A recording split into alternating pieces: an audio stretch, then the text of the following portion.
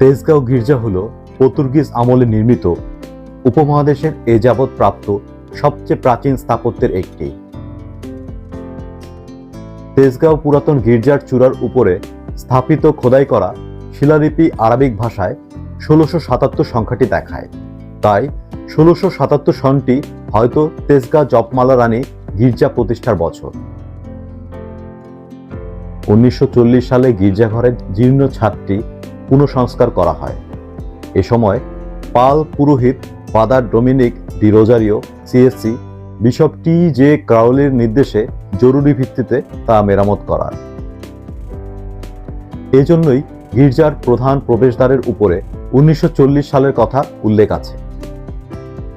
১৯৪৫ সালে Bottomley Holmes orphanage প্রতিষ্ঠিত হওয়ার ফলে ধর্মপল্লীতে প্রাণচাঞ্চল্য ধীরে ধীরে বেড়ে ওঠে। ১৯৫০ সালের দিকে কুনিপাড়া ও বেগুনবাড়ি এলাকায় শিল্প এলাকা গড়ে ওঠায় এই দুই অঞ্চলের বহু খ্রিস্টান পরিবারকে সরে পড়তে হয়। ৭০ থেকে ৮০ দশকে বাংলাদেশের বিভিন্ন জেলা থেকে বিশেষ করে ১৮ গ্রামের অনেকেই তেজগাঁ এলাকায় জমি ক্রয় করে বসতি স্থাপন করেন। এর মধ্যে উল্লেখযোগ্য এলাকাগুলি হল মণিপুরি পাড়া, রাজাবাজার, মহাখালী এবং তেজকুনি পাড়া। এর ফলে তেজগাঁও ধর্মপল্লীর খ্রিস্ট ভক্তদের সংখ্যা দিন দিন বাড়তে থাকে। ৩০০ বছরের পুরাতন গির্জাঘরটি স্থান সংকুলান না হওয়ায় ভক্তদের সংখ্যা দিন দিন কেবল বৃদ্ধি পাচ্ছিল। তাই ওই সময় স্থানীয় পাল পুরোহিত সহ সকলেই একটি নতুন গির্জাঘর নির্মাণের প্রয়োজন অনুভব করে।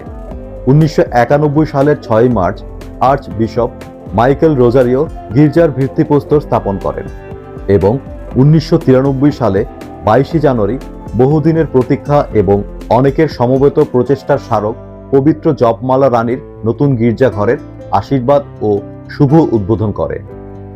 নতুন গির্জাঘরে ধারণ ক্ষমতা ১৫০০ জন। এছাড়াও গির্জার প্রাঙ্গণে রয়েছে খ্রিস্টান কবরস্থান। ২৫শে ফেব্রুয়ারি বড়দিন এবং সাপ্তাহিক বিভিন্ন প্রার্থনায় এখানে হাজার হাজার খ্রিস্টান ধর্মাবলম্বীদের আগমন লক্ষ্য করা যায়।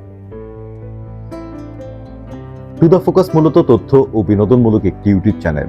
নিত্য নতুন ভিডিও দেখতে টু দ্য ফোকাস ইউটিউব চ্যানেলটি এখনই সাবস্ক্রাইব করুন। এছাড়া লাইক, কমেন্ট ও শেয়ার করে আমাদের সাথেই থাকুন। আপনাদের লাইক, কমেন্ট ও শেয়ার আমাদেরকে নিত্য নতুন ভিডিও তৈরিতে অনেক বেশি অনুপ্রাণিত করে।